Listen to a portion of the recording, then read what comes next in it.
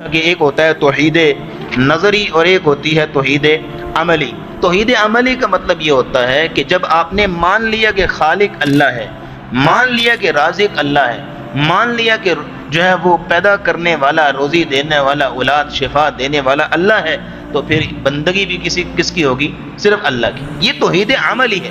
پہلے ہے ماننا، کہ مانیے کہ اللہ ایک ہے، مانیے کہ وہی سب کچھ کرنے والا ہے، مانیے کہ وہی مالک اور رازق ہے۔ جب مان لیا تو توحید نظری بن گئی آپ کی۔ پھر آگے توحید عملی ہے کہ آپ بندگی بھی صرف اس کی کرنی ہے۔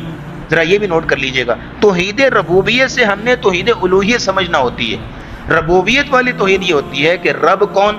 اللہ، صرف خالق وہی، رازق وہی، اولاد دینے والا وہی، نوازنے والا وہی، بگڑی بنانے والا وہی، مشکلوں میں مدد کرنے والا وہی، سب کچھ وہی ہے۔ اس لیے یہ توحید ربوبیت بن گئی۔ جب توحید ربوبیت آپ نے مان لی تو پھر اگلی ہے توحید الوہیت، کہ جب سب کچھ کرنے والا وہ ہے تو پھر عبادت کا مستحق بھی وہ ہے۔ ہم نے توحید ربوبیت سے توحید الوہیت اخذ کرنا ہوتی ہے۔